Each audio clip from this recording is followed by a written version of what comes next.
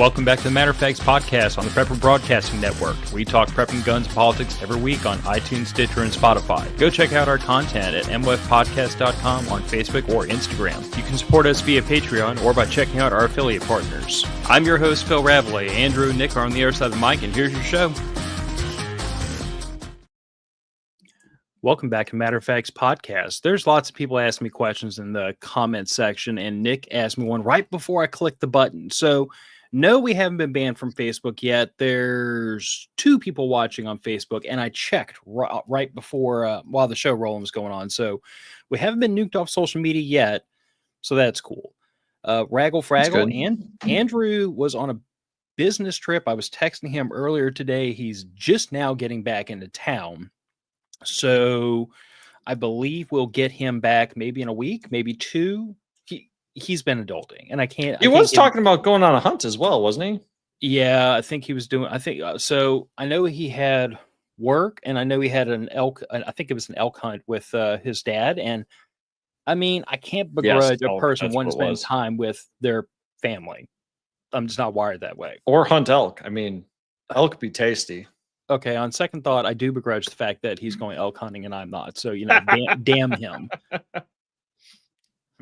Yeah, I'll be honest with you. I keep in touch with him as much as I'm able. I miss him too. I mean, he's a fun guy. He's just been busy as hell. But hey, maybe life hits us all. Maybe I should start every show with, like some variation of like, yeah, Andrew is like, handcuffed to a toilet in a Mexican prison, or the CIA gagged and bagged him, and we may never see him again. Or we are currently banking Patreon funds for the ransom. Yeah, we enlisted him in the Ukrainian army. God only knows if he'll ever come home. Like, just that's what we're going to do from now on. So that's going to be an action item for me, is to invent a new reason why Andrew is not here every single show. I like that. I might have some fun with that. That'll be good. The classic hot mic bit. Yeah, it might come to that. I guess let's get through the admin work. Thanks to all the patrons, as usual. The merch is available at the link in the show description, and it's on sale through the end of the month. So if you've been holding out on buying a shirt from your favorite autistic idiots, now might be a good time to do that. I want to say it's 15% off site-wide, but I know the minute I know the minute I say that out loud, I'll be wrong. So I believe you are correct. And I believe for the patrons, there was a special discount code sent out in the Patreon chat. So check back for that. I must have missed that. Honestly, like I can send it to you. I've spent the last 4 days up to my freaking eyeballs in work. Matter of fact, I was literally like rushing through traffic trying to get home today so I could join y'all. Hey, we appreciate your presence. Yeah. And Cypress Survivalist. This is the nonprofit my wife and I started to try to do some readiness and some community readiness and preparedness events here in Southeast Louisiana. I will tell y'all, if y'all watch and if y'all are local, like in the vicinity of Southeast Louisiana, maybe in Mississippi, depending on how far of a drive you want to make. I mean, I don't think it's worth driving cross country for, but we're looking at March 8th. And that date is going to be pretty hard because I've already rented a venue. So I'm going to be there smoking cigars and drinking bourbon, whether any of y'all show up or not. But I think it'll be a fun thing. I mean, Gilly and I were talking about it because she's been beating me up for social media posts to try to like get the word out about Cypress Survivalist. And honestly, I went through because I built all the classes I was going to teach and bullet point them all out. And I was like, I've got like 6 or 7 weeks worth of post right here because I've already built the curriculum, and it's nice. Most of it's stuff I don't have to look up. I mean, if anyone's been in the preparedness community for any length of time, some of this stuff is going to be kind of like, no duh. But a lot of what we're trying to do with this course is we're trying to make it accessible to brand new people. So we have to kind of start at square one and still offer something for the people that have been around for a little while and maybe say, maybe this is something you haven't dabbled in, but maybe you should think about it. So we're trying to have like a good prepper base layer and then some subjects that are specific that not everybody will have knowledge of. So what you're saying is grab your non-prepper friends and a 6-pack and show up. Grab your non-prepper friends, grab your spouses, grab your boyfriend, girlfriend, partner, grab your neighbors. I mean, to me, it really just comes down to like the whole idea of this is that, and we will talk about it in this article because it was one of the bullet points from it. But like, I feel like a lot of us in this community, we make a habit of like keeping to ourselves and not letting on to our neighbors what we're into. And I feel like for those of us who are comfortable doing it, we have to kind of like, we got to start to let it out a little bit. We got to start talking to people. We have to start trying to influence the communities around us, because if things ever go bad enough, your neighbors are going to be right there with you eating the shit sandwich. So it's a question of, do you want them to be hungry and scared and freaked out, or do you want them to be part of the plan and be like, hey, you've got a month worth of food and you've got a month worth of food, so you two are not going to try to steal my food. You know? Perfect. Anyway. Okay, admin work out of the way. So I left the audience with homework, which I guarantee you none of you lazy SOBs actually read that article that we left linked in the last show, or that we linked in this show. It's down the show description. But it was an article that was, I believe it was titled Learning from the Doomsday Preppers, which before we get started, can I just, Nic, can you and I normalize like gagging and bagging and deporting anyone that refers to people in the preparedness community as doomsday preppers? Like, the very term aggravates the hell out of me. It's catchy. It's catchy, man. And with the show being out there, I get it. They were writing a blog post. They're trying to get clicks. I can't fault them for trying to monetize themselves. It's catchy. But how many preppers do you know that are doomsday preppers, that are actually planning for a fixed idea of doomsday? Like, how many have I met in my lifetime? Yeah, how many that you've actually met? Less Because than 5. Rick and Jane don't count, because they're not preppers, they're homesteaders. They were on the Doomsday Prepper show. I will allow that there is some bleed over between homesteader and doomsday prepper, because there are a lot of people.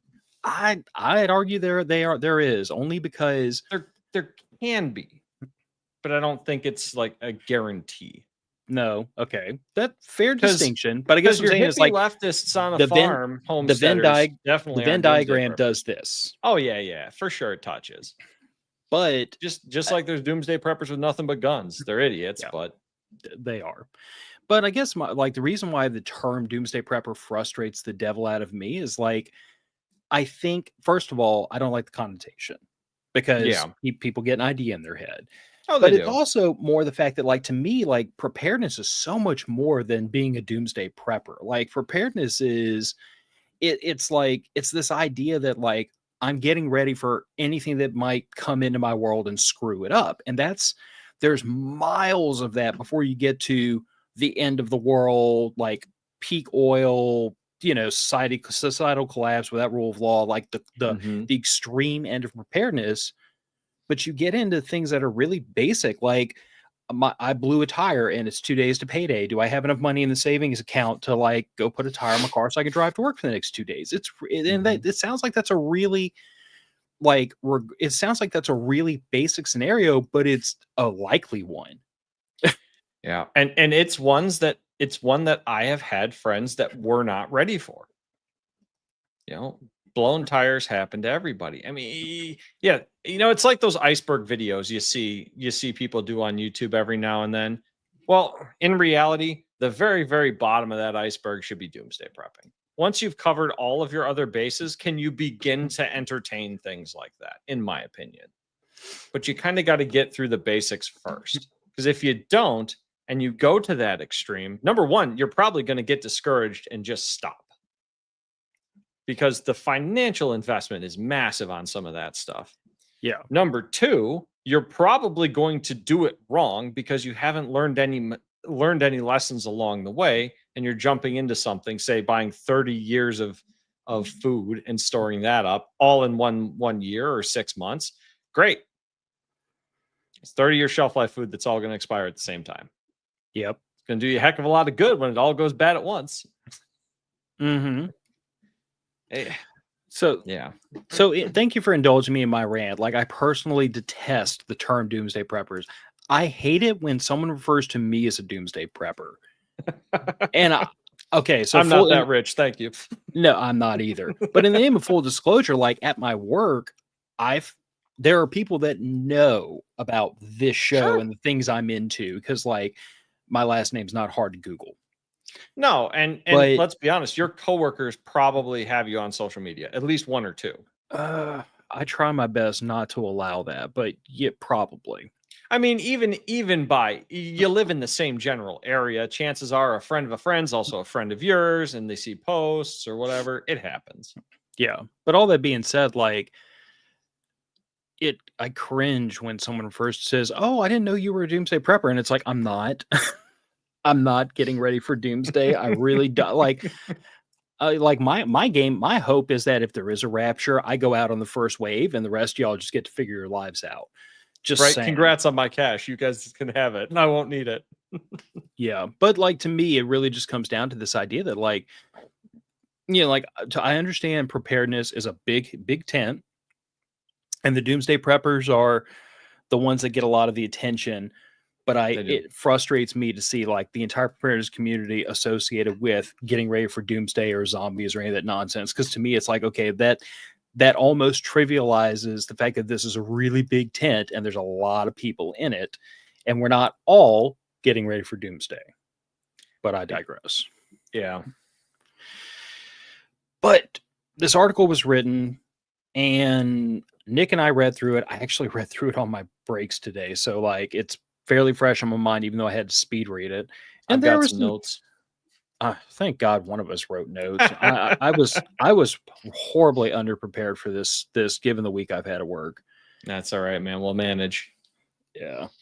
So the people that wrote this article, it was the show or the feature TV special film American Blackout. Mm-hmm. So if anyone has seen that, these people went through a whole bunch of government documents to determine what they think would actually happen if there was a nationwide blackout in the US. And they based their movie off of that government information. So take that for what it's worth. Trust the government for what it's worth. Give the film a watch. I was entertained. It wasn't world-class acting, but, give it a watch. Yeah. Anyway, let's see. You brought this one up. There are more preppers now than there used to be. I will wholeheartedly agree with this. Can't disagree. And here's the thing of it, like, I can remember, bearing in mind that, like, I'm 42, and I can remember a time when, like, survivalists were a thing, but they were mostly like, the crazy old guys with the 22 living in an off-grid cabin in the middle of nowhere.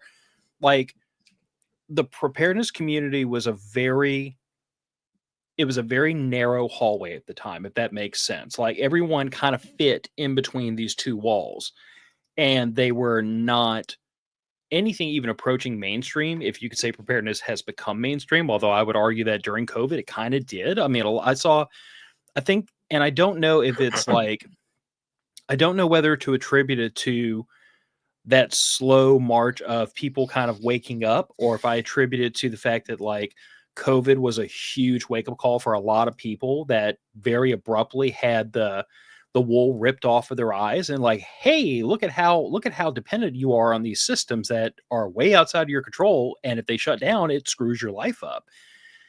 I don't know if it was because the cracks in our society were exposed. I don't know what to attribute it to. I only know that, like, from my perspective, I've met more people in the last 5 years curious about preparedness that never would have asked before that. Never in a million years. My sister is the furthest, my sister, who, by the way, is one of the founding board members of that nonprofit, who's going to be teaching a class at the event that we have yet to name. She, 5 years ago, thought I was a nutcase because I was a prepper. During COVID, she came to me and was like, so I don't want to be mocked, but how do we start, like, a food stock? And I was like, just like this is what I think you need to do. And I just walked her through it. But like 5 years prior, she never would have come to me with those questions. But during COVID, it was kind of like, all of a sudden that crazy older brother I have is starting to make a lot of sense. I think we got three things that really led into this. The financial crash of 08. That was painful. Where a lot of my generation watched their parents struggling really hard for a variety of things. Not going to rehash what happened. You all probably know. If you don't, look it up. Financial collapse, financial crisis, I should say. Yeah. I would say that if you're I would say before you go to number two, if you are like 25 years old or younger, you should really do some research, because like you weren't old enough, no offense, to have lived through that at the level. Like, I graduated college in 09. My wife graduated in 08. So like we saw that face first, as a lot of people in our rough age range did. But if you're like 25 years old, you may have heard of it, but you didn't live through it. So I digress. No, it's all right, man. Number two is the internet. Unless you were involved in one of the communities that was big into survivalism, or one of the people that really bought into the news around Y2K and whatnot, you probably didn't have any resources. You probably didn't have any people to contact. But nowadays, Reddit, Facebook, podcast, you name it, you can get this information fairly easily. I mean, when I started getting into prepping, I found a message board that had a list of, hey, if you live in the Midwest, here are a list of stores that stock bulk items that store really well long-term. Fantastic. I didn't even have to do any research. All I had to do was a quick Google search. Wonderful. And number three, I agree with you, COVID. The COVID pandemic. Whatever you want to say about it, whatever you want to say about the government response, it proved the fragility of the system at a scale that could not have been anticipated. I mean, and can't really be argued with. Right. Exactly. There's no arguing away what happened there. There's no naysaying it. We have the data. And I think that's the thing that makes COVID like that big watershed moment for our generation, is like, if you fall into the camp that thinks COVID was severely overblown and it was the pandemic, if you fall into that camp, then the fact that government shut the country down based on that proves that we should all be self-reliant. And if you're on the other side of the fence and you think, oh no, it was, it was whatever it was really deadly, it killed a lot of people, we were all in mortal danger, then it proves you should be self-reliant. Because I've told this story before. The first week of the lockdowns, nobody had any data. Nobody knew what was going on. Nobody knew. Nobody could, because there wasn't any data. All the information we were getting was coming from China, and nobody believed them. So we were kind of going into this pandemic blind. And my wife asked me, what do we do? And I literally told her, I'm like, for the next week, 5 to 7 days, we're going to stay home. We're not going to go out. We're not going to visit friends. We're not going to go do anything. We're going to self-isolate.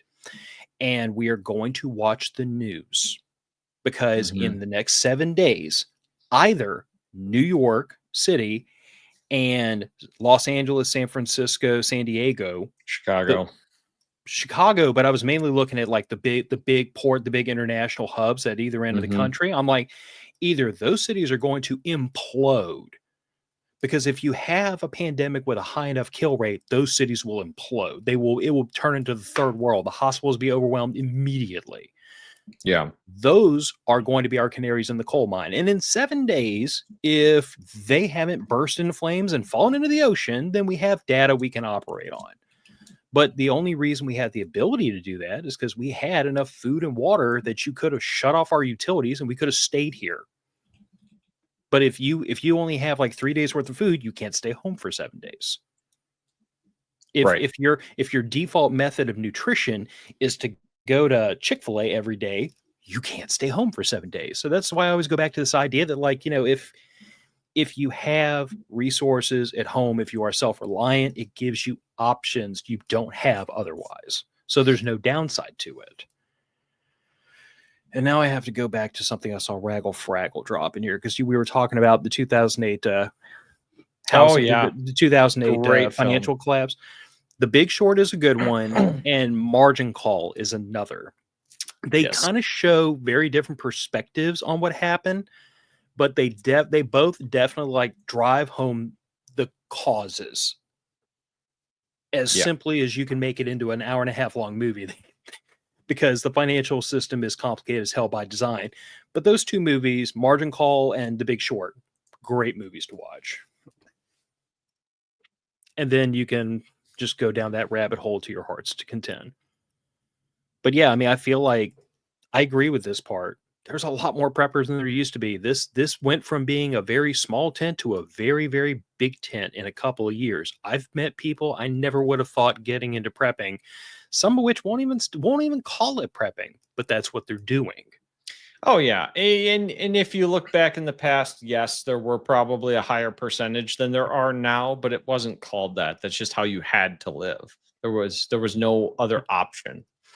Well, I mean, you and I have talked about the fact that like growing up here on the Gulf Coast or growing up where you do, where you get blizzards every so often, like there is no reasonable option to not be prepared.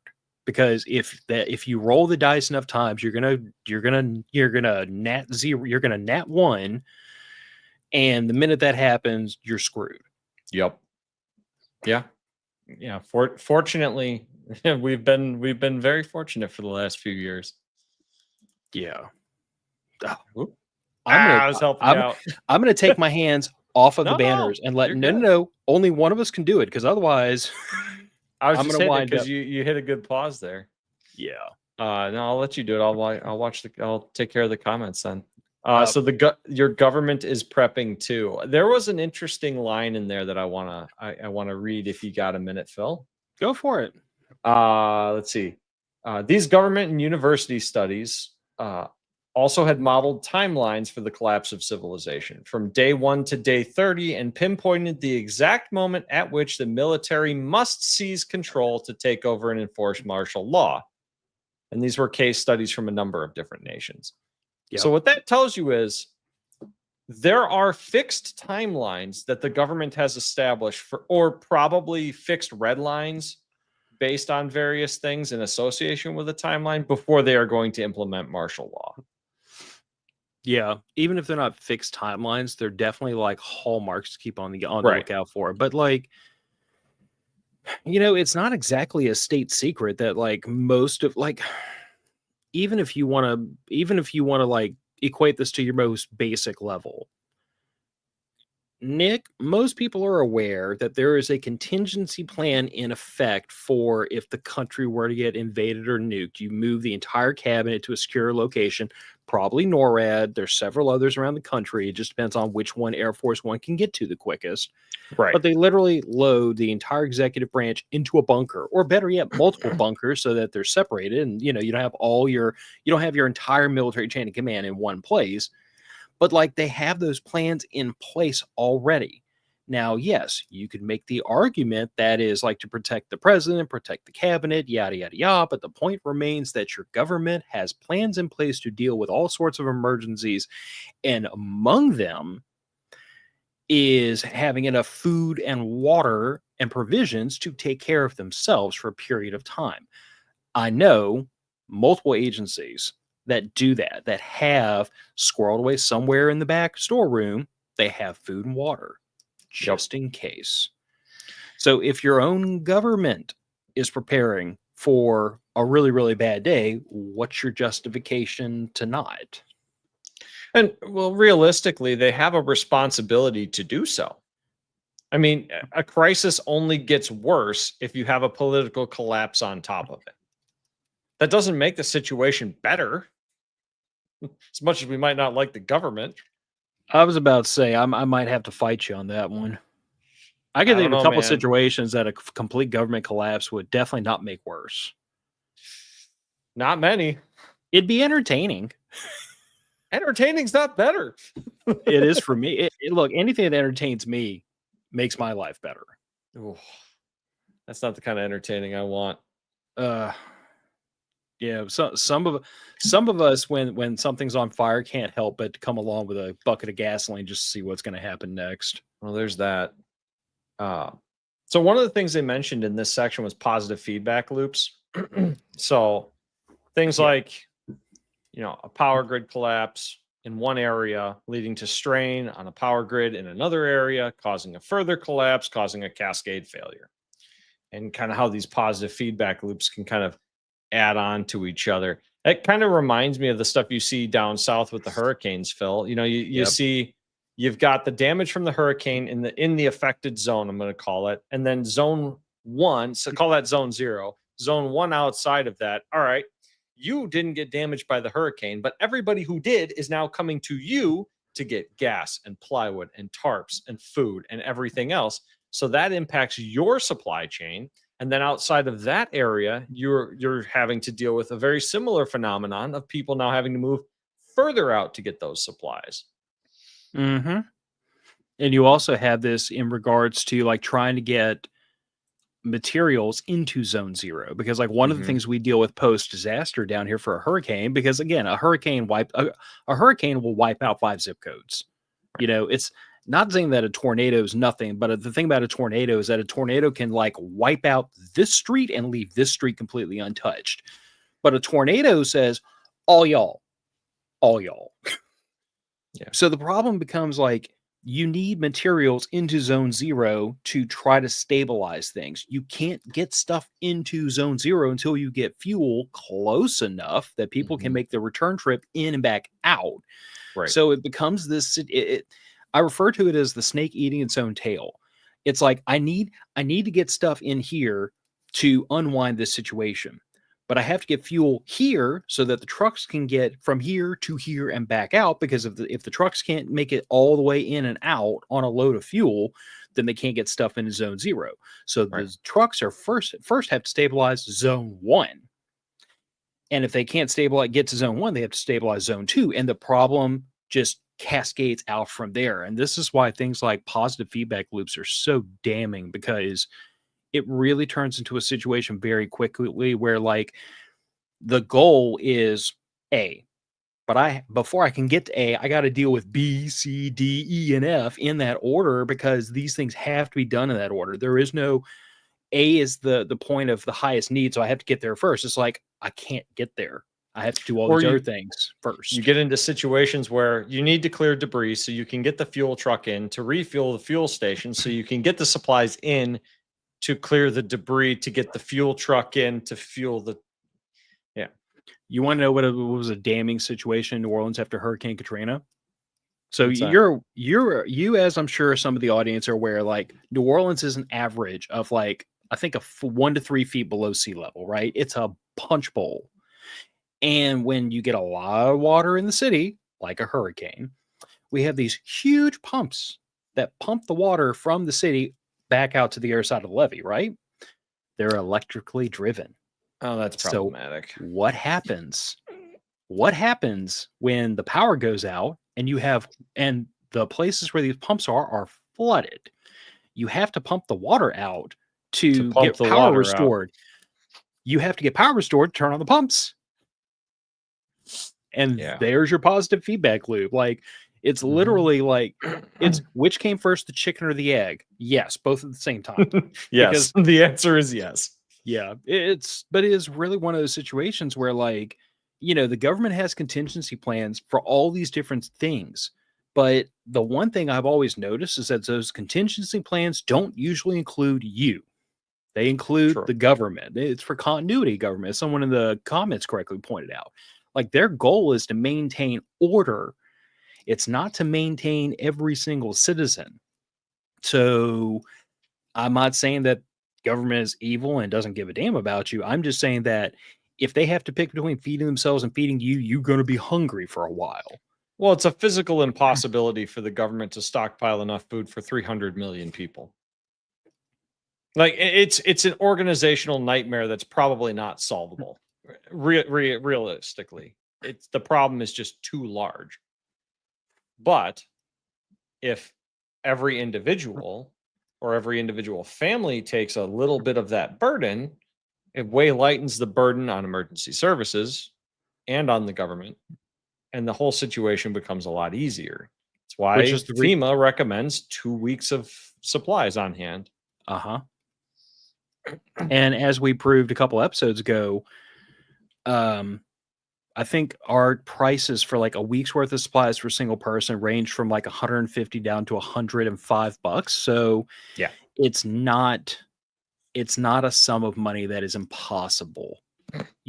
Like it's just not. No, it's really not. I felt this next item. You will always miss one item on your list. Mm-hmm. So those of us that have gone to prepper camp multiple times, as I'm sure anybody that's gone camping before can attest to, we always wind up playing prepper bingo prepper bingo, where somebody's like, oh, I left my something at home. And then everybody's like reaching into their pack, seeing who can come up with the item first. And somebody has it. Usually everybody has it, except for the one SOB that left it at home. But you will always miss one item on your list. If Stuart's watching, chainsaw. I'll save you the trouble. But the point remains, like, you're not going to think of everything. You're not going to have everything. You're going to miss something. You're going to overlook something. It's inevitable. But this is also where, like, I try to shift that focus and preparedness away from just having stuff to learning skills, to learning how to build things, learning how to improvise things that have multiple uses. Like, Nic, if you give me some hand tools and a pile of scrap wood, it's really hard to keep me down because I'm going to figure out how to build whatever it is I'm trying to make. Like, if I don't have it, I'll make it. Exactly. I'm going through that right now with the lathe behind me. I'm building a steady rest. I'm building a radius turning device. I'm building a vise attachment so I can do millwork on my lathe. If you give me the materials and the tools, I can probably make it happen. But this is why you need to practice with your preps. That's the big thing that you and Andrew have always preached, and I'm not going to be changing that on here. You have to do trial runs of this stuff. I'm not saying shut your power off and shut your water off for 2 weeks and see how you do. I mean, you can. It's not a bad idea to test it, but you can get. So I forget who was telling me about this, but a buddy brought this up to me before. It's like, I can't remember the exact numbers, but you can get most of the benefit of doing something with not quite as much effort as you would think. Is this like the 90-10 rule? You get 90-10 rule. That's what it is. You 90% of the results with 10% of the effort. Right. So if you can shut your power off for a day and you can work yourself through a day and make a list of what went wrong and what went right and how to change it, great. Now just multiply that over 2 weeks. Mm-hmm. I mean, that gets you most of the way there, and you can do it fairly easily. Try your generator when it's not 3 a.m. and raining. And the thing I usually encourage people to do is just good old fashioned wargaming. Like I did this with a coworker recently because we were talking through like hurricane preparedness, and we started going down that road of like, oh yeah, well, I've got this, and I was like, I think she said, she cooks a lot, so she has a lot of like raw ingredients. I was like, well, that's great. I'm like, how are you going to cook it if the power goes out? She said, well, I've got a Coleman stove and I've got some propane. I'm like, okay, how much propane? Perfect. She said, like 10 or 11, like with little 1 pound green cylinders. I'm like, okay, forever on that. Yeah, I'm like, okay, I like where this is going. I'm like, do you have water? And she was like, well, I mean, I've probably got like 2 or 3 gallons. I'm like, that's not going to be enough. Like the point of the exercise is to go down this road of, I've got this, but what about this? I've got this, but what about this? And you continue to what about until you find the link in the chain that breaks. And then you're like, that's the next thing for you to work on.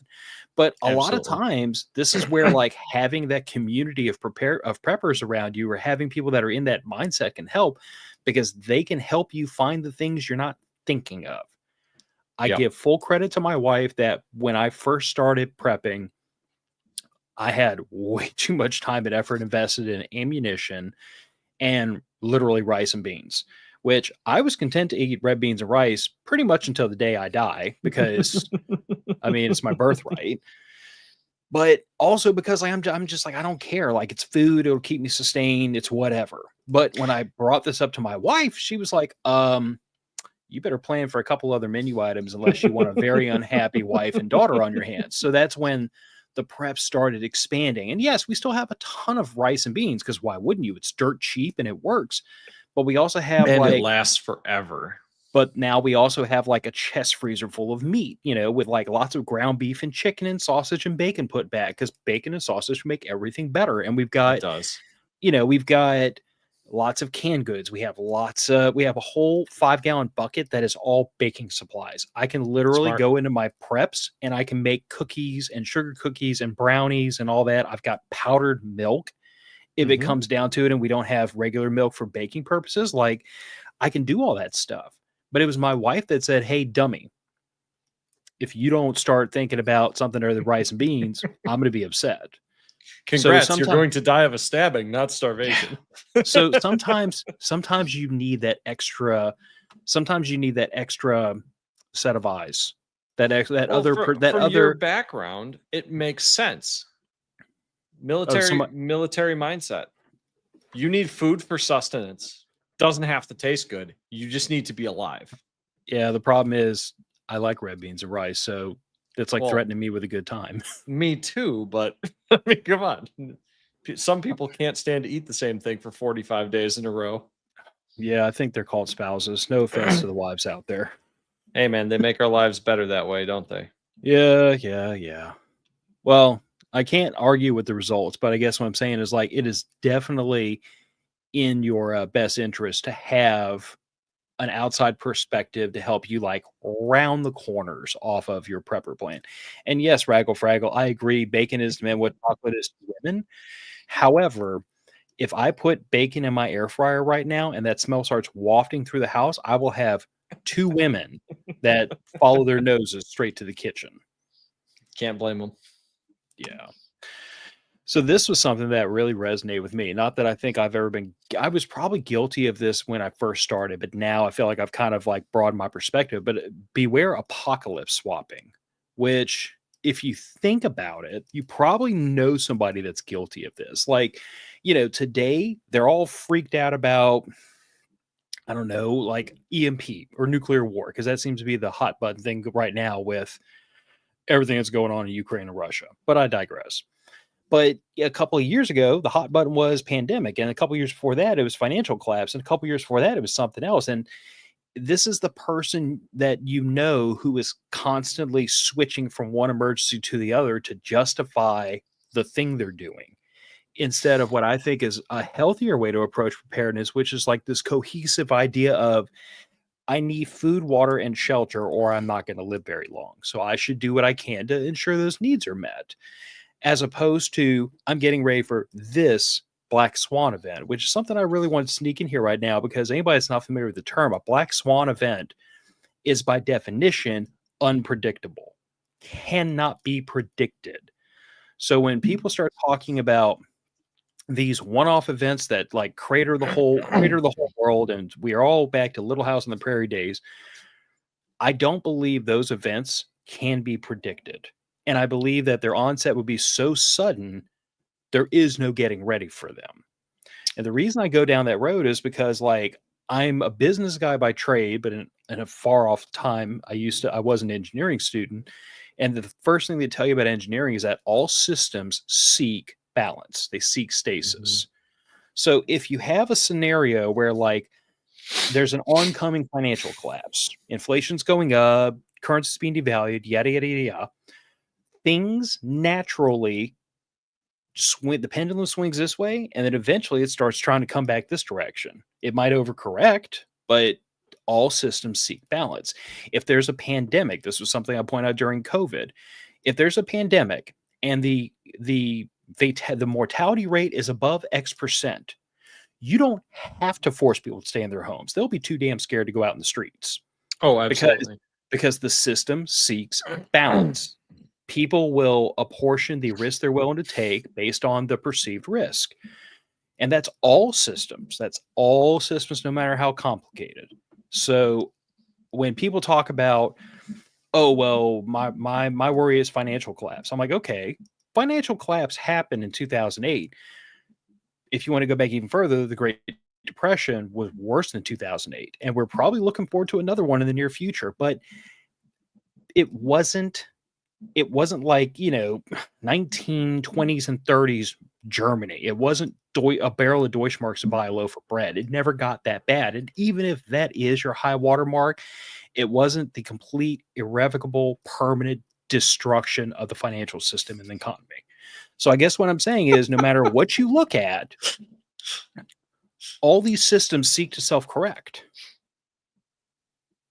The only time they don't self-correct is when something happens so fast the system cannot balance itself back out. And I don't think those scenarios are really predictable. I got to throw this one up there. That was what was making me laugh. That's a good one, Jeff. A black swan event. You know when you're driving along and collide with a black swan that comes through your windshield. Yes, I would say that is a black swan event. But you know, I do have a little bit of a problem with this one, Phil, with the apocalypse swapping. I think that, yes, when taken too far, it's a bad thing. But I don't think there's anything wrong with, and I think people really should do this. They need to do a risk analysis, a rolling risk analysis. So right now, we're getting into winter. All right. I don't have to worry about tornadoes right now, probably, but I damn sure have to worry about blizzards, ice storms, power outage, stuff like that. Yeah, sure. I can see why people would be more worried about World War III nuclear war right now. We got a ground war in Europe. That always goes well for pretty much everyone involved. I think I read about this in a history book. Right, exactly. There was a movie about it. Definitely don't get involved against a Sicilian when death is on the line, or a land war in Asia. Well, we've got a land war in Asia, so it's, probably not going to go well. But I do believe that taking a rolling risk analysis for your area could change over time. If it is a rolling risk analysis and it's anchored in some kind of like rational thought. Absolutely. Like I said, it can go too far. Yeah, this is my most likely threat. This is the thing I should be prioritizing. I am emotionally at peace with that. But when a person when I hear apocalypse swapping, and this was kind of what I got from the article, I'm talking about the person who goes from one highly, highly, highly unlikely, almost fantasy scenario to another highly, highly, highly unlikely fantasy scenario. And understand, when I say fantasy, I'm not saying impossible. I am saying so improbable, I'm not going to put a lot of time or effort towards it. Or at the very least, so damaging of an event that you're probably not likely to survive, even if you put your entire income at it. I mean, there are some events you just cannot be ready for. You can't. Well, call it what it is. If we had like the big one, the lights go out and they're never coming back on, understand that like it will kill 90% of the population of America within 30 days. Within 30 days. It was 3 months, wasn't it? 3 months? I'd have to go back and look. It was 90 days. But the point, it was 90% of the population in 90 days. Yeah. But understand, it's going to be that level of devastation. So you have a 1 in 10 chance, no matter how prepared you are, that your name's on that list. And I'm not saying this to discourage anyone from being into preparedness. I'm only saying this because, like, if you are, point of order, if you are not preparing for retirement because you're trying to dump all your money into seeds and everything in case of World War III, you're missing a step. Because I always tell people, I'm like that's my justification for having a 401k and a retirement plan is I have these things in case all hell breaks loose. I have these other things in case it doesn't. Because there that's are the tenet of things preparedness. More terrifying than being an elderly person that can't afford care. I'm literally watching it right now with some people that I know, and it's horrifying. It is all the motivation I need in my life to ruthlessly save for retirement. Like I've told my wife, I never promised her we'd be rich. Not in the cards. There are things I could do for money that I'm just not willing to because they take away from my family and I prioritize things differently. But I have promised her we will retire comfortably. And I do not care if that means I have to drive that truck in the driveway for 10 years. I don't care if that means we have to forego the toys and the boat and the vacations and the crap that I see so many people my age indulging in. we will save for retirement and the discussion is over, because I am not going to be the person who has to make my daughter drop her family and rush to their aid all the freaking time. I'm just not willing to do it. Like, hey, sometimes things go wrong. Sometimes things also go just fine, and you live to 75 or 80. Sometimes things do go wrong, but I'm going to do everything I can to make sure that when things go wrong, I'm able to deal with it, because that's preparedness. Mm-hmm. It's a hell of a concept. It's like I do things to prepare for things to go wrong. And then when things go wrong, it's not the end of the world, because I've already got a plan in place to deal with that. But you got to prepare for things to go okay too. Yeah, exact. Well, and or at least not terribly. Well, but let's call it what it is. Like, given that, what is the average life expectancy right now? It's like 79 to 81, 73. I thought it was 73 for 73 or 75 for men. Yeah, it went down again. It was 78. Call it 75 years old. The odds are you are going to live long enough to retire. Yep. Would you like to like pass away sitting on your stoop as a Walmart greeter because you can't retire? Or would you like to have the last 10 to 15 years of your life be comfortable and provided for and happy and be able to spend some time with your loved ones before you kick off this mortal coil?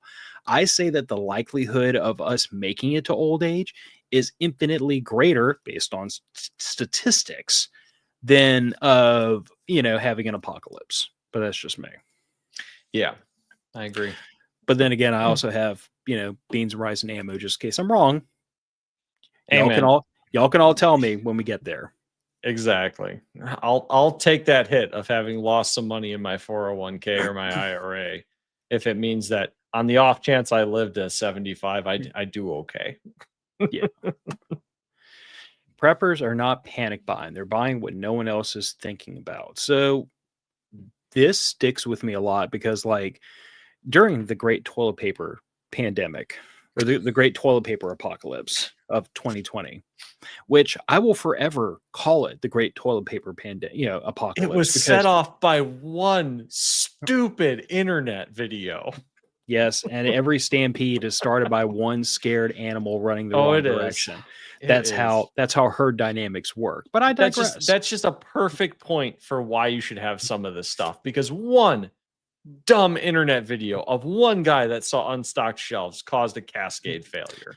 But here's my question: were you out of toilet paper when that happened? Oh God, no. Were you fighting with Meemaw and Jack and John and everybody in the store trying to get that last case of toilet paper? We were cracking jokes about which wine pairing we were going to do with dinner, since it was in fact trying times. Yes. See, Andrew has told the story several times on this podcast about how there was a blizzard coming in and him and his friend were like, we're kind of low on bourbon. We should probably go handle that. Bourbon. So so they went to the store. I believe it was a Myers, but he can correct me when he comes back. I believe you're right. He went to the store and people are freaking the F out, fighting each other over bread and milk and toilet paper and tampons and whatever the hell else you people. Tombstone pizzas, I think he said, was a common one too. Yeah, whatever y'all fight over when there's a blizzard coming. I don't know. We don't do those down here. And him and his buddy grabbed their favorite bourbon and went and checked out and then left. Because he was like, we got everything we need. Like, we're fine. Exactly. But this really resonated with me because not only, yes, were we in that boat of we don't need toilet paper, so we're not getting into fistfights with idiots over it. But I can also think of times during COVID where things showed up on my radar, like sudden supply shortages that the average person wasn't buying. Like, there was a point at which I saw the ubiquitous, the 5-gallon Mountain House buckets sold out. I saw those sold out nationwide. And as soon as that happened, I told my wife, I'm like, something is fixing to pop off because somebody who knew something bought a whole bunch. Somebody that knows something bought a whole bunch. Or, occasionally, within our friend group, the patrons, somebody who's in a certain line of work or certain people in the know will say, hey guys, you should probably do this right now. And everybody listens. You may want to stock up on XYZ. Yeah. But I guess what I'm saying is preppers are not the people running around fighting each other over toilet paper. They're the people buying the stuff nobody else is because they're ahead of the game. Like our default, our base layer is I've got toilet paper. I don't need more toilet paper. You ain't gonna see me fighting anybody over a bag of rice and a bag of beans. Because if I gotta fight somebody over a bag of rice and a bag of beans, we are like months and months and months into whatever situation we're in. You're not gonna see me and my family indulging in any of that because we're ahead of everybody else.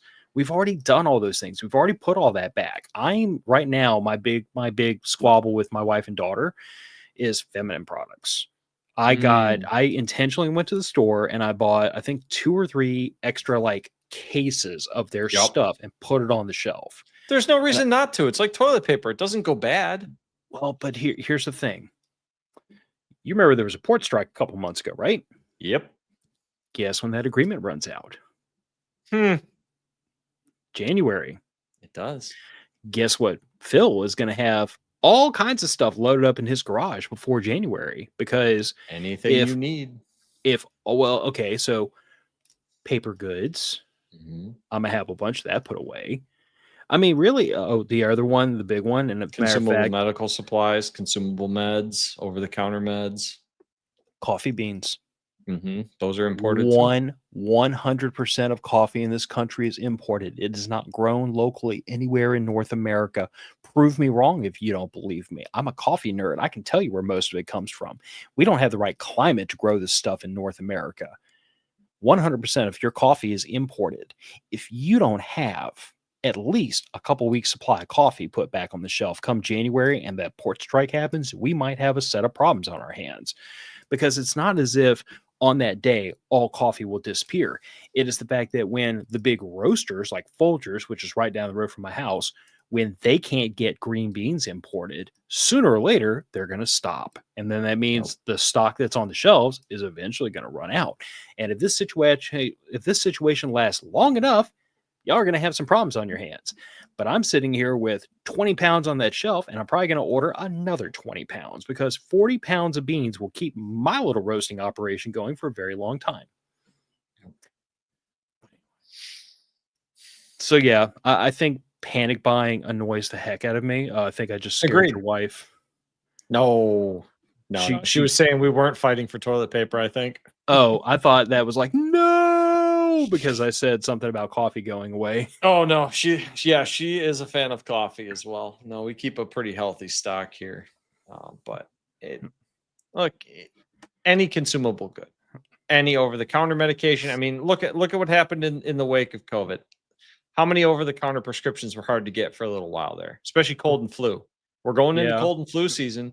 Do you guys have enough to get through a couple people, maybe all of the people in your family catching a cold for a week or the flu for 2 weeks? And that's not even to me, that's not even a prepper thing, though. No, it's a basic thing, but it's a good time to check. Well, but what I mean when I say it's not even a prepper thing, that's a common sense thing, is because like the flu is highly communicable. We'll all agree on that, right? Oh, so if one person in a household gets it, the rest of them are probably not too far behind. And let me tell you, there's nothing on earth more miserable than y'all having to play Rochambeau for who's the least sick to go to the store to get more NyQuil when everybody's down with the flu. We had one person at work that went on vacation, and when he came back with influenza B. Within 4 days, all but 2 people were sick at work. There had 2 people left in the building. Not shocked. Not at all. No, highly communicative. And like I started off saying this at the very beginning of the show, preppers are secretive, and I agree with this wholeheartedly. And there's 2 reasons for that. I think first of all, a lot of it comes from, this idea that like I don't want everybody to know that I'm the door you need to knock on when you're hungry and scared and things are blowing up. But I think there's also an element of this where like a lot of people, I don't want to say they're ashamed of it, but like we all acknowledge that there's a certain stigma around preparedness. And most people are, I want to call it, sensitive enough to social stigma that they will avoid it where possible. Then you have people like me who are like, don't care, don't like me, piss off. My door swings both directions for a reason. You can leave just as easy as you came in. but like most people are not wired like I am. Most people aren't wired like a lot of us are. Like we are naturally going to be very coy with other people about topics or about activities that they would take a dim light on, because human beings are social creatures and we don't like being part of the out group. There's, and I think some of that stigma comes from, there is always going to be the person in the group or in your town that if they see someone doing something and they're not doing it and they're not sure why, but they don't want to be wrong, so they're going to mock you regardless of what it is. Everybody knows that person. They're like, well, it's wrong because I'm not doing it. If it was right, I'd be doing it. Yeah, those people are pretty loud and they're irritating. But I think a good portion of where this secrecy of preppers comes from is a holdover from the survivalist Doomsday days, the Soldier of Fortune magazine days. I saw somebody bring up in the comments. Not our finest moment. Hey, it's we all do cringe stuff, man. It happens, especially when we're younger. But if some of the prepper media too doesn't make this any better, because every single one of them is, oh, the second they find out I've got this, now I've got to end up killing people. Probably that's not going to happen, because more than likely it's not the total doomsday. Probably what's going to happen is like what happened when we had a blizzard here. I texted my neighbor to see how she was doing. She said they didn't have any water, and I was like, well, like, do you want me to bring you some? I've got some 5-gallon jugs. And I took her over some water. She was grateful. Now she's buying a generator for her house for when we have storms. Right. That's the more likely thing that's going to happen, but that's not what our media portrays. That's not what these prepper books portray. I mean, some of the authors you guys have had on this show, their books don't portray that. Granted, it doesn't sell, your neighbor coming over and borrowing 5 gallons of water doesn't really sell a book, but gunfights do. I mean, having published a book can confirm. Yeah. I mean, hey, I read your book. It was a good book. I enjoyed it. I recommend it. Yeah. But sometimes books are written purely to like sell themselves. And sometimes books intentionally blow things out of proportion because they're trying to like point something out via the absurdity of it. Absolutely. But you're right. I think that there's a lot of, I think there was a time when the preparedness community did not do a good job of policing itself, or a good job of its own, like public image PR, if you want to use that terminology. Agreed. And I would like to think that there have been a lot of efforts more recently, say within the last 10 years, to really make this more mainstream and more common. And I don't like to use words like more rational, more realistic, but really just to like take this down a level, because there are people that I can convince to get into preparedness. Eddie had the best example for us not too long ago. Eddie's spouse was not on board with preparedness until she drew the link between, hey, if we were more prepared, we could help our friends in the situation they're in right now. Right. And the minute that link got drawn, she's on board, and that's awesome. Yeah. I mean, it's standard community building. Yeah. But I think it's that PR element that was missing for the preparedness community for a lot of times. I think a lot of time the preparedness community portrayed itself, or people within the community portrayed themselves as being like very antisocial, very standoffish, very braggadocious, in ways that just did not market well to potential preppers. And I think that as the tent has gotten bigger and we've brought in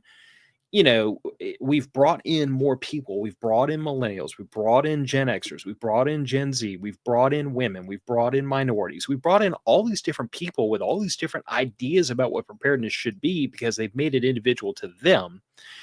And we've continued to market the community as, hey, we're normal people.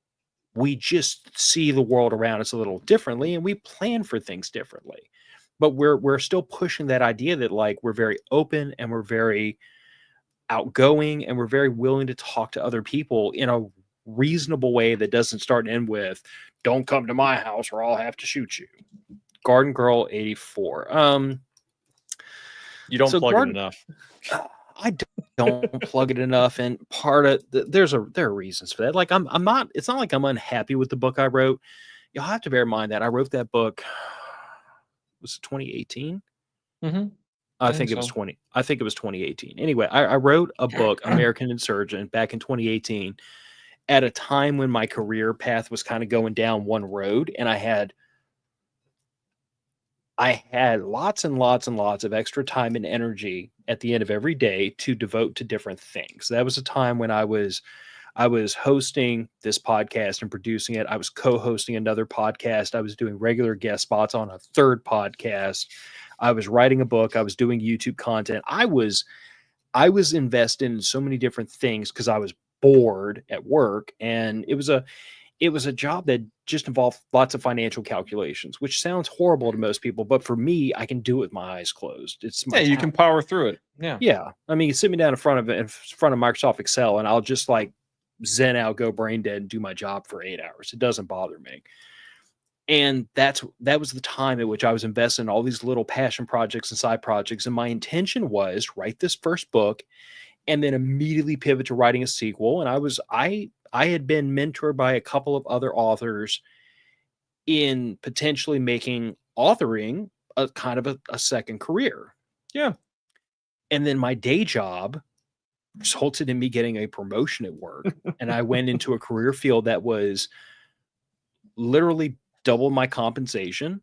Like I'm infinitely better able to take care of my family now than I was then.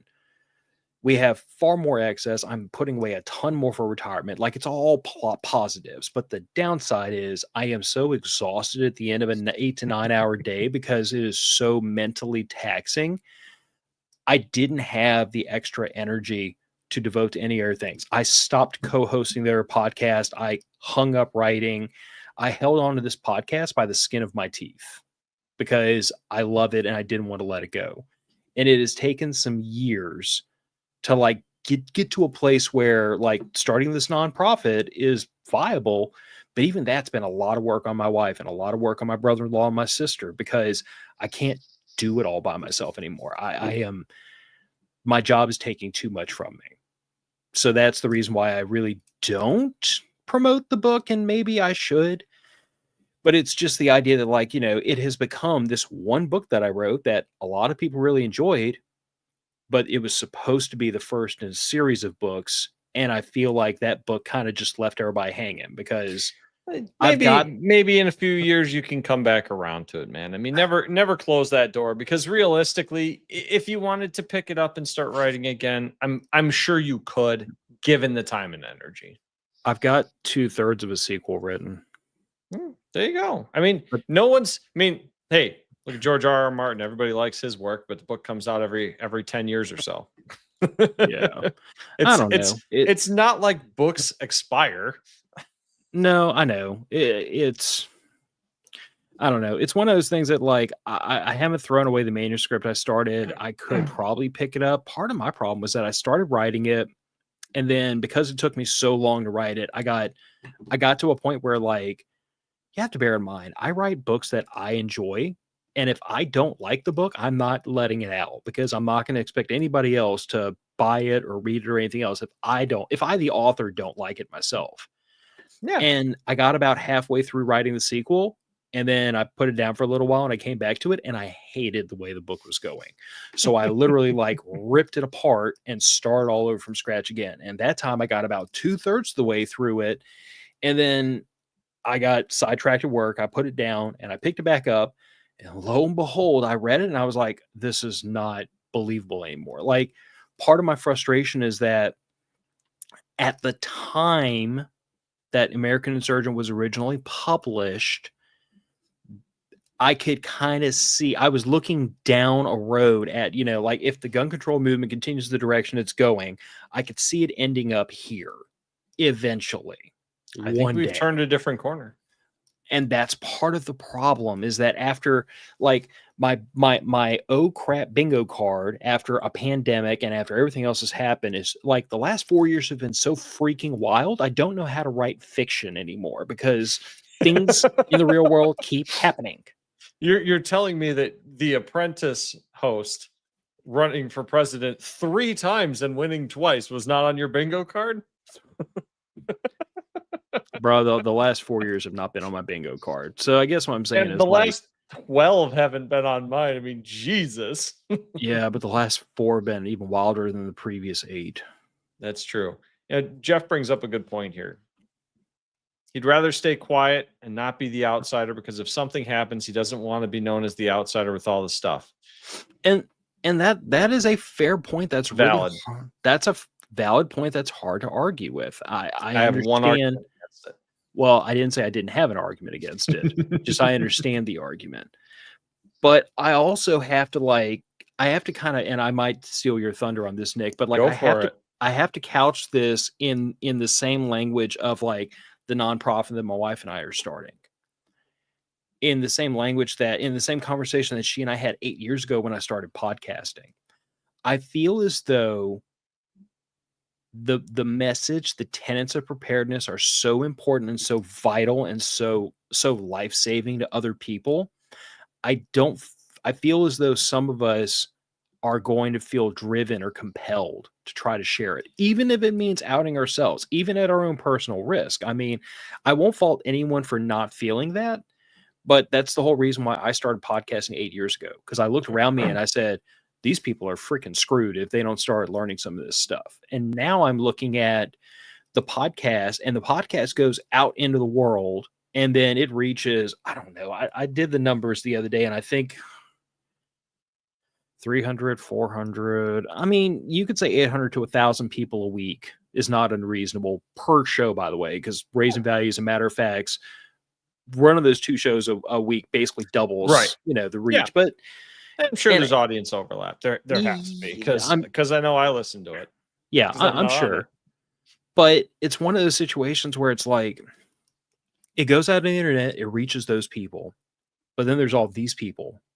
Mm-hmm. There's my neighbors, there's people in my community, there's people 15 miles away from me, and it doesn't reach a lot of them because it goes out in the internet. And so that's why I decided, okay, we have to be willing to blow our own cover and start talking to people in this community. And yeah, there's probably going to be people with an opinion, and F them, feed them fish heads. I don't care. Right. The message is more important than my anonymity. I feel that way, and I don't blame anybody for making a different calculus, but like I feel that some of us have to be willing to speak up. Otherwise, this community will never grow. Information will never get out. Nick muted himself, and I did. My furnace just kicked on. I don't know if you can hear that. Oh, I was about. Hey. Oh no, I heard it loud and clear. Let me know. I was just about to ask if the black Tahoes had showed up outside your house. No, so my big counterpoint to Jeff's, I suppose, is that what if you don't have to be the outsider? What if we can make this so normalized that your average, say, city block, 50% of the houses have 2 weeks or a month worth of supplies? Now you don't have to worry about that. Now you're not the outsider. Now you're just Jeff down the block, who's one of half of the people that do this.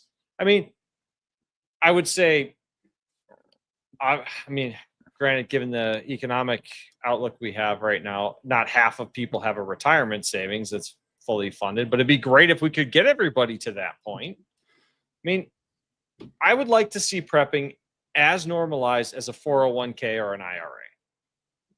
I think that that's a reasonable, achievable goal.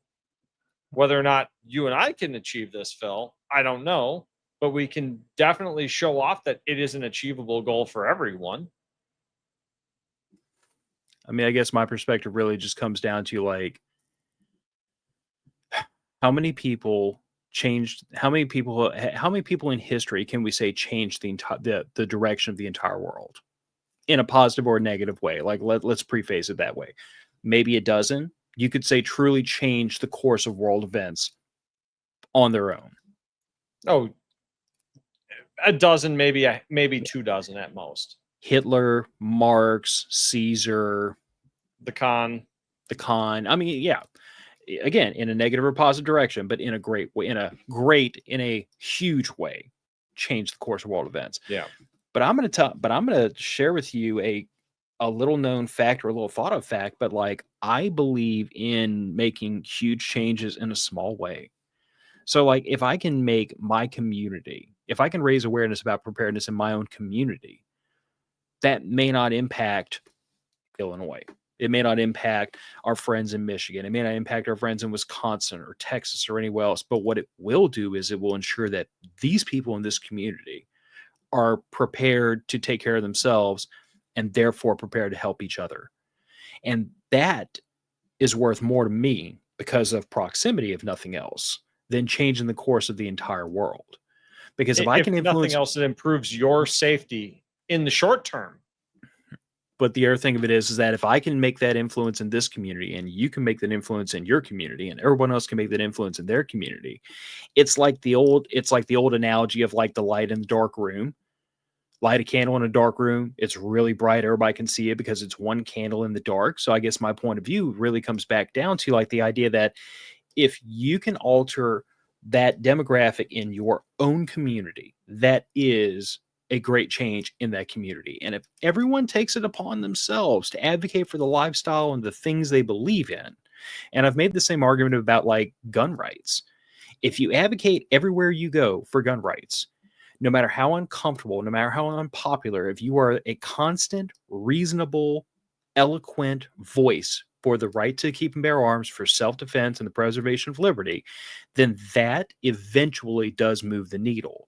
You may not move it all by yourself, but if you and a million other people advocate for something, it does move the needle over time. So I think that's like my appeal to all of you out there who are like, I don't want to be the outsider. I've been the outsider for a lot of years now, and I just don't care because I think that this juice is worth the squeeze, no matter how painful it ends up being.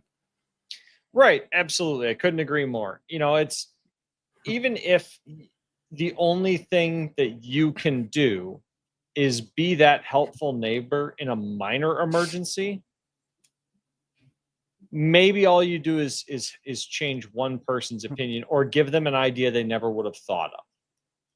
And then, okay, great. And if they do that to the next person that moves into your house or the next person in the neighborhood they move to, I mean, there's no downside to it other than maybe looking a little weird. Hell, I go play Warhammer and D&D at my local game store. I look a little weird all the time. So come on, it's not that bad. Yeah. But like I said, I mean, I felt like the article on the whole wasn't awful. It was well written, I thought. Yeah. I think if I had one criticism of the article as a whole, I continue to push this idea that like the way to make preparedness more mainstream is to make it more approachable. It is to lean away from the discussions about, oh, we have to homestead because World War III and the supply chain is going to break down, or the lights are going to go out and they'll never come back, and yada yada yada. And we have to lean more into this idea that like, we're probably going to catch a hurricane down here, because you can't argue with that because it happens every freaking year. Or Nick, you're probably going to catch a tornado or a blizzard. You probably should be ready for that. Andrew is notorious for saying every year the Grand River floods, and every year people in Michigan freak out like they've never seen the river flood before. And it floods every freaking year. Near me, it's the Fox River every spring. But that is your gateway drug to convince people to get into this mind frame, because you could be like, hey, you remember when the river flooded last year? Yeah. You remember when it flooded the year before? Yeah. You remember when it flooded the year before that? Yeah. You should probably plan for the river to flood because it seems to do that a lot. And then if you get them going down that road of, hey, do you have an alternate way of getting in and out of the area? Do you have food and water in case you get cut off? Do you have this? Do you have that? You don't have to freak them out and make them start thinking about homesteading for the end of the world. But if you can tell them, like, hey, how long do you think you'll be stuck up here at home? Oh, a week. Well, why not have like 2 weeks of food and water? Congratulations. You just made that person able to friggin' stay at home for 2 weeks without being your problem, because they can take care of themselves now. But we can make these things approachable to the average person so that they buy in. And I have found that most of the time, once people buy into this mindset, it's terminal. There's no going back. I agree. As long as they don't get thrown into the deep end of the paranoia that you Yes. can sometimes see. I do believe this community unfortunately can attract people with, I would say, untreated anxiety or paranoid disorders, and you'll run into them online on the forums now and then. It's the person that's all capsing you in the comments, telling you that you're going to die if you don't have enough Tyvek to seal up your entire house from the next Jesus pandemic. Christ. You know exactly what I'm talking about. The person Yes, on I do. Reddit that is claiming that Cincinnati will be underwater within 3 months because of global warming or whatever. Pick their apocalypse. I don't care what it is. But unfortunately, I think that that's a lot of where our negative press has come from over the years. Because you didn't have, say, back in the early 2000s, you didn't have the guy like you and the guy like me or guy like Andrew here on a podcast saying, look, man, do what you can do. If you can get a week worth of food, fantastic. Now you're set for a week. Baby steps, work your way into it. No, what you had was the guy writing articles in Soldier of Fortune or on a blog post saying everyone's going to die from peak oil collapse and having no energy, and the entire world economy is going to come to a screaming halt, because those are the most motivated people to shout out to the ether, unfortunately. Yeah. I guess that's probably a good place to round this out. We did all the admin work at the front of the show, so we can just punt this one out the door. If you have a friend in your life who you think could benefit from this lifestyle, I encourage you to like slowly lean into it just a little at a time and feel them out. See if they're a little bit prepper curious. If they're other kinds of curious, I'm not an expert in any of that. You'll have to deal with that on your own. But I think you'd be surprised how many people would be at least open to the conversation. And if you feel like you're not there yet, you're not ready to be the weird one or the outlier, that's cool too. Just please, for the love of God, realize that within your friend group, the people you can truly trust, there's someone in that group who would never make you the outsider. Your family, your close friends, people that know you, and they need to know what you know. So, like, worst case, point them at us. We'll be the weirdo. You know what? I've been the weirdo for about 41 and a half of my 42 years of life. It's working for me. I kind of enjoy it. It makes highly experienced weirdo. Highly experienced weirdo. All right, y'all. Don't forget the merch is on sale, 15% off. The link is in the show description. Cypress Survivalist. I appreciate if y'all give that a watch. Mark your calendars for March 8th, and we'll start really, hopefully in the next couple of weeks, we'll have really firm details on that. I'm just not quite ready to let that missile all the way out the silo yet until we get a couple of other things dealt with. And we will talk to y'all in another week. You hoodlums, take care of each other, take care of yourselves, stay out of trouble. And if you can't do that, then don't get caught. Bye, everybody. Bye, everyone.